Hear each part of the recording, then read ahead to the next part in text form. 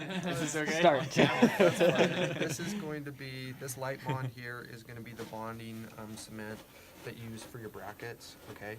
And this is where the one that you have to make sure that you take it and you spatula it really well into the back grooves of the bracket. So you guys remember where you have the brackets and it has that mesh on the back. You take the bracket, you'll hold it really tight with the tweezers and you spatula that glue in there really tight, so that it's really into all the grooves. And then leave like just a little bit of the glue on the back of the bracket so that when you push it onto the tooth, it'll kind of smoosh out over the edges of the bracket, then you can scrape that off. Then you use your bracket height gauge, get it into the right position, and then we light cure it. Before you use that though, you need to use, I don't see the edge in the sealant. Is that in here? Yeah, this is it. Okay, so you will, so your first step is going to be, if we're using these, you'll put the cheek retractors on the patient, make sure everything's good and dry, and then you'll pumice off all the teeth, make sure that they're all good and clean, and then you'll take your etch, you'll etch with one of the little micro brushes. You guys know what those are, right? Yeah, we just take the little micro brush. You'll put the etch on each one of the teeth. The etch is on there for 30 seconds, and then you'll rinse it off really good. And then this is the sealant. This Assure Plus is the sealant that you guys will be using. You place that on each one of the teeth that we're going to be putting braces on, and then blow that with the air just to smooth it out. And then you'll cure this with the light for another 30 seconds, okay? And then you'll go with what I was just talking about with the braces. And then you put the glue on the back of the bracket with the light bond, and then smush it in there, and you get it onto. Do you want to have a good idea of ballpark of where to place this sealant before you start putting it on there and blow drying it? Does it matter if you don't want it over the entire facial surface? Just put it over the whole tooth, facial surface of the Okay. tooth, and then you'll be fine. Okay. That'll be fine. So just cover the whole facial surface of the tooth, and then with your wires, let's see if we have a wire here. Probably. That says an 020. We can use this one, but you guys will probably be starting off with like a .014 or a .016 first wire. Probably maybe even a .014. But I'll do it with this. We'll just waste one of these, okay? This is a .020, so this one's a little bit bigger. So what you guys will need is, do you guys have like a lighter or some sort of You can go grab one. Yeah, we can go. yeah, why don't you grab me a lighter or some sort of a flame. And Just use it. You have to be really careful. Yeah, I put it on a low setting, so it should only be. Okay. You might so have on. to adjust the. That's actually. Is that okay? Okay. If Jeez. you want it more, you can streamline it more just You by can. pushing it to the left. sorry. Yeah. No, there's a button on the side here that makes it smaller. Oh yeah, let's It's get it matches. smaller. Yeah. Let's see. And then you'll have to kick it up a little. There you go. Okay, so when you're heat treating it, you're gonna see how it turns orange right there? That's all that you want, okay? You just want it to go, If you go more, to just that what kind of orange. problems does that cause? if you do it on this real high setting, it will burn it, and when you bend it, it'll just break. Because this is just really too hot, okay? So you just need it to turn orange. So that orange needs to be up in this area right here. That's where you're gonna be placing your bend, right? Okay, so we'll, I can get this going. Do you clip these wires first then? Yeah, you'll probably want to snip off, at least maybe a little bit, because it'll be really long in the patient's mouth. So do we have that?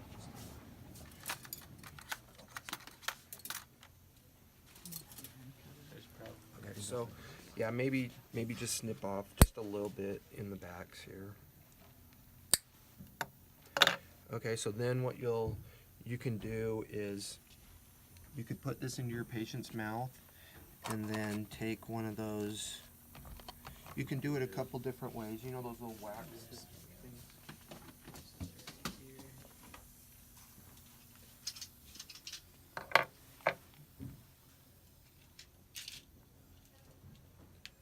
Oh, and just mark it.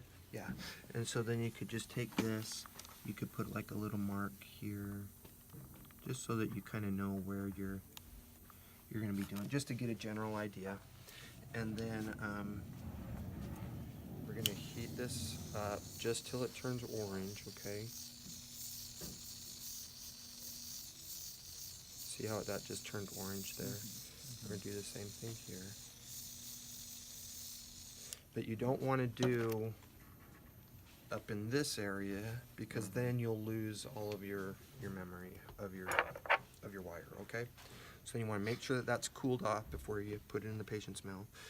And then you'll line this back up with the patient in the mouth this time, okay? And then you can do it either way. You can either go in with your pliers, and you can go right up here against the mesial surface of the bracket and grab it, or you could take, if it's easier for you, you could take your little marker and you could mark where you need to place your bend. But this bend needs to be right up against the mesial surface of that bracket, okay? So then you'll take it, and then as you have that wire, you want to, okay, so if you're holding this flat, see how that's flat and in plane with the wire right now? You want your loop to be tipped out away from the gums a little bit, okay? Because if it's tipped straight up and down, it can maybe dig right into their gums. So if you lift the wire up like that, then you can see how then the loop's going to be going that way. Does that make sense? So, and then to bend this, you're going to go down, okay? And you're going to keep going, and this little part right here needs to come to the outside of the wire, okay? So you're going to keep going, bending this around so that that loop comes to the outside of the wire. That way you'll be able to tie that into the molar. Does that make sense? So then you'll go back to your patient, and I won't put that in, but you would want to slide that into the bracket so that it's right flush up against there with that loop. And then you want to take this, and can you see how I didn't heat treat it far enough here? See how it stopped right here? So I'm going to have to heat treat that a little bit more. Is it important that the wire is in each of those when you're measuring these positions, or do you kind of place it? You need it in each one of them. So you do try to find it. And that was a problem that some of the students ran into with this year, is they their loops were not flush against the molar. So if that loop, say, instead of being right flush against the molar, maybe it's pulled forward a little bit, then when you place bends up in here, that wire can shift this way or that way, and then your bends shift, and then the teeth start moving into a wrong place, okay? So it's really important to make sure that you have your loop right, so you take it so it's in there, and it's flush, and then you can come around here, and then we can grab it right flush with there. So now you know right where you got to place your bend. Take that little, so it's coming this way a little bit. Does that make sense? And then we're going to bend this again so that it goes to the outside of the wire. Okay. And then we'll trim off. You need about 3 millimeters of wire out the back, or it's going to be poking the patient. Okay, now that should, I don't know if these will pop off if I try to put these in, but if we slide these in, pretty good, it should be able to be, it should be all flush.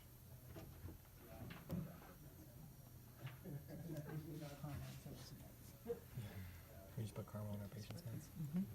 I don't know if that's gonna move the teeth, but I might hold the wire in place. Yeah. So it looks like that one is kind of throwing it off. It's just wanting to pop out because they're not straight. But you can kind of see when I have that in there how that's going to go into all of those without being. It's not going to be shifting anything and be in the right place. Does that make sense? Do you ever do this preparatory to your patient actually coming in because you've put brackets on a model? Or No, I do this all in the mouth. I don't really ever put the brackets on the model. That's just for you guys' learning experience. Okay? So then once that's on there, then you need to do your O-rings. And hopefully you guys have been practicing that. Do you need another demonstration on putting? Might as well. Should be good for the Do you video. have one of those models? the models are upstairs. I Practice can go grab one. models. Okay, why don't you grab a practice? It looks like you guys have been working, so there's a power chain on here. So if we take this off, Who's overly ambitious for the power chain? Probably this even is The good. teeth just didn't look that straight. You know? It wasn't. Okay, so I'm gonna, well, I guess we could just reuse these. So you take, well, I'll just use this one. So remember when you grab this, you want to grab the O-ring right so that you're right on the edge of that. If you're too much in like this, it's going to be really hard to put on. If you grab it so that you're just like on the edge of the O-ring, it's going to tear as you're putting it on, okay? So make sure you're right there. You have a good, you can see a good section of the O-ring in the middle, okay? And then how I like to do it is I like to take it, I'll start on the distal gingival wing. I'll get it hooked under there, just like that. And then I'll take the pliers. See how I'm holding this like a pencil? So it's just like a pencil here. I'll hook this right in the distal wing. I'll roll this towards me. I'll go under the mesial. Gotta get that wire down. Under the mesial wings, and then I'll roll it away from me, and then go under the distal, just like that. And then you can clip it, and it goes on. Okay, does that make sense, to everybody? And then lig ties. You will take the ligature, you'll grab it here, you'll cross it over, and then you want to grab it right there where the wires cross, okay? Take these, kind of fold them up along the sides, and then you'll take the ligature and you'll want to tip it so that it's like that. You guys see that? Okay. And so what that does is then that gives you this gap where the bracket goes into, and then right under here they'll slide right underneath the wings. So if we take this and we slide this right underneath the gap like that, you can see how now it locks right underneath the wings, and then you can start twisting it. And you'll want to take your either they don't have it, but there's one of these that has like a little fork on the end, or you can use this one. But you want to take that, and as you're doing it, you want to push this wire in so that it's activating the wire. Does that make sense? So Does it it's matter hard. which side? Well, whatever side it's not. So if this tooth were rotated like this, then the wire would not be sitting in the bracket on the distal. Does that make sense? So whatever side it might be popping. So whatever side it's popping out. So let's say it was on the distal, you would want to push the wire in on the distal so it's activating, and then you would want to finish your twist. And you want to twist it until it gets to until it looks like almost one piece of wire there. See that? If you twist it more, then it's probably going to weaken and it could break. If you don't have it tight enough, then it could unravel on you as the patient's eating and stuff. So then once you have that on, then you can we don't have any cutters. We have some this like you one? said. Not the. Okay, that's not it's the okay. So, but you guys know the ligature cutter. Oh, do you have one in there maybe? Okay. Should be. Do you want to grab me one of those? So you put plastic over Yeah, that's my thing. Okay, so then you're going to want to cut the ligature just about, you want to cut it about 2, maybe 3 millimeters long. If you cut it too short, like this, then as you try and unravel or tuck it under, the wire's probably going to unravel and it's going to come off. If you cut it too long, and then when you tuck it underneath, it's really high chance that as the patient's flossing, eating, it's going to work its way back out and start digging into their cheek. So you want to cut it just right about 2 or 3 millimeters right there. And then you'll take your ligature director, the little plugger thing here, and then you're going to take that and you're going to take it down towards the gingiva and up, or you can take it up and down and tuck it underneath. So you guys can see how that tucks it under so that it won't be poking the patient. So you can go either way. You can go down and up or over the wire and down, but just so that it's down next to the tooth. Okay? do you guys need me to show you power chain, or I can maybe put this power chain on? Power chain's the same kind of deal. Now with the power chain, if we're putting a power chain on and we're putting it on a tooth that doesn't have a brace next to it, then we don't want to put the power chain over the entire tooth. If we put the power chain over the entire tooth like this, then that power chain pulling on that tooth is going to have a rotational movement on that tooth, and that tooth is going to want to rotate around.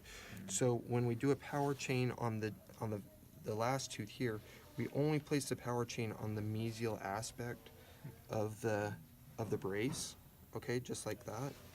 And then we will take the power chain and just kind of the same thing. I try to get it underneath the gingival of the bracket. Sorry.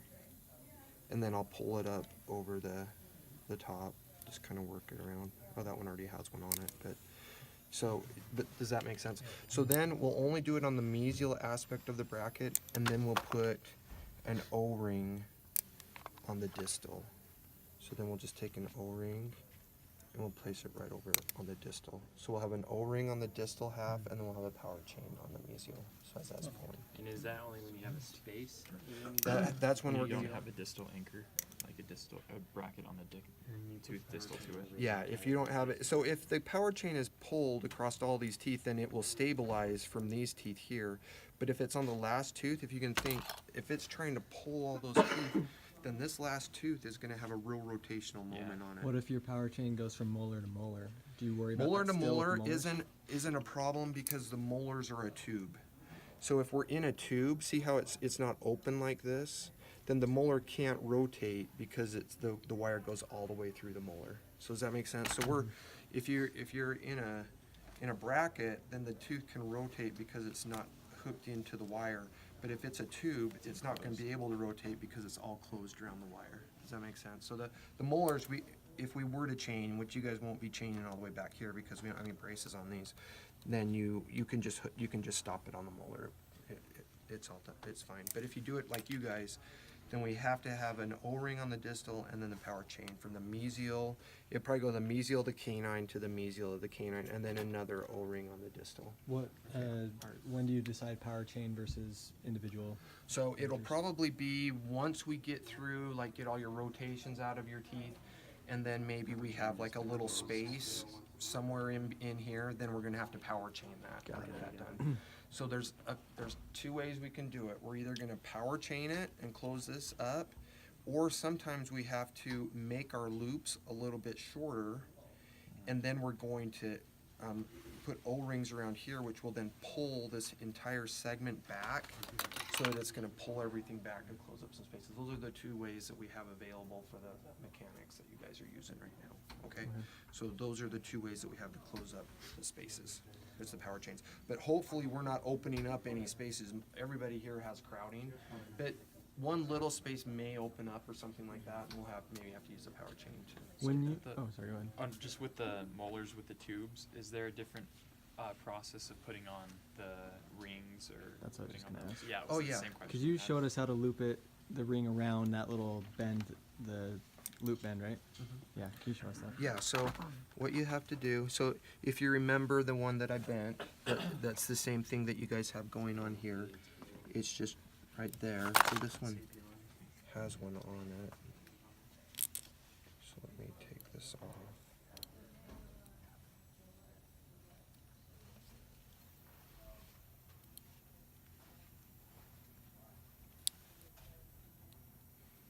Okay, so you can see that's the loop that you guys are all gonna bend right there, okay? And then that goes into the, and then there's that about 3 millimeters or so of wire that will go right into goes right into the center of the bracket. And then you grab your O-ring, same as you did for any of the others. You'll hook it underneath the hook on the bracket. You'll pull it underneath the loop so that loops in there, right? Yeah. And then you pull it back around the bracket there. And then that's gonna lock in your wire there. See how it's not pulling out?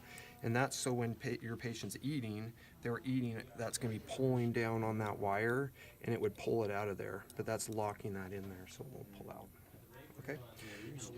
So what I was describing is if you can think, if we had that loop a little bit forward and it was in this position and we did that, then that's going to be, that right there is going to be pulling this loop back, which is going to be pulling the entire segment back. And that's why you got to be really careful with these loops, because if that's not what you want to have happen, what's going to happen with these front teeth if our loops are a little bit ahead? We're going to start pulling things back and crowding things. So your loops you really have to concentrate and make sure that those are right flush up against the brackets, okay? Because that can mess us up a lot with the treatment that you guys are doing.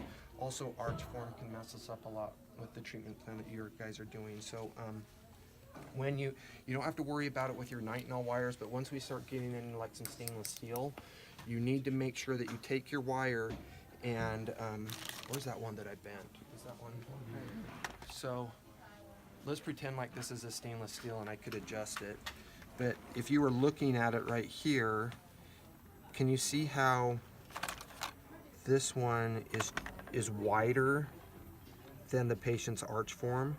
You wouldn't want to be placing that in your patient. You would want to make sure that you're adjusted, that this would go in and it would be totally passive. Because when we're not doing anything to the top teeth and we're doing orthodontics on the bottom teeth, if those bottom molars move out, that's not good. We're going to run into problems. Okay, so make sure that you're matching the patient's original arch form with your wires. Not the nitinol wires are flimsy enough that we're not going to really be able to have much of a movement with your arch form. But once we start getting the stainless steels, you will. So you got to make sure that we're watching those. Okay. Anything else? Interproximal stripping, I know all you guys are doing it.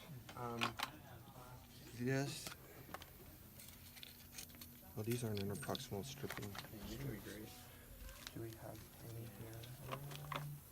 You're awesome. Thanks for making loops and I'm gonna put that on there. But you're gonna power chain the whole abutment too. Abutment too. Or are you just gonna do the mesial aspect? Oh, just the. Oh, cool. I've never seen that before. Nice. Get ready. This is some, but we might need to find some other. There's other that is. In the tube. Yeah, they look like this actually, but then they're diamond impregnated on either one side or both sides. I don't know, those are just flat, but I think this is more for composite, but it's going to be something similar to this, and you have to take it in between the teeth and do your proximal stripping. Hopefully you guys, do you guys feel okay with that when you We will be. get to that point? Okay, so we'll have to I know be how to doing open that. contacts. But they look like this. Maybe we can find them, but they'll look just like this, but they have diamonds on the sides of them so that you'll be able to take this through when you'll saw it through. Okay? Are there different grits or fineness or thickness? Do you move from heavy to They are fine, different or- thicknesses, and so what we'll typically do is it will say on the package usually how thick this wire is. This is usually 0.1, 0.2, something like that, millimeters. So if you take this through and it was just this size and it was impregnated on both sides with diamonds, then you're gonna say we took off 0.1 on the mesial and 0.1 on the distal because we did 0.2, okay? If you fold this in half, now we're at 0.4, okay? And so now if we go through there, then we can get bigger. We can fold this in half again, and that's how we can kind of gauge how much we're getting for each tube. Now, if this is only on one side, then you know what these are? They're just to break the contact. If you can feel the edge is serrated on the edge. So all this one is for, it's like very initial, just to break through the contact, so that then you can go back with that's what these are for here. Okay. But if it was only one side, then all of it should have been on one side that you took off. Does that make sense, how you can work that? And so maybe you only wanna do 0.2 on the distal of the lateral incisor. So then if you went through and there's nothing on this side, then everything is coming off of the other side of the tooth. Does that make sense? Yep. And then if you know, so that's how you kind of work that. Does that make sense to everybody? You want to make sure that whenever you do it, you take your floss through there, make sure that there's no hang-ups, it's nice and smooth all the way through there. Sometimes you have to take high-speed finishing burrs or diamond burrs and just kind of smooth up around the edges, make sure that there's no sharp points or anything, make sure it's all good in contact for the patient, okay? And then also fluoride treatments afterward, okay? Any other questions for you guys? About how much time are you thinking we need to, because Oh, we're so- only available Thursday afternoons right now, unless we take off a clinic session Tuesday or. Okay, so that's probably what we're gonna need to do, is I need you all to get with your GPLs, talk to them, and get yourselves cleared for a Tuesday morning, that you guys can be doing this with your patients, so that everybody can, we're gonna need a full 3 hours. So 3 hours? just do a full 3-hour block, because this might go a little longer, so. Get with your GPLs, your patients, and let's find a Tuesday morning that works with everybody, that you guys can be Yeah, so excused. we have class on Tuesday morning.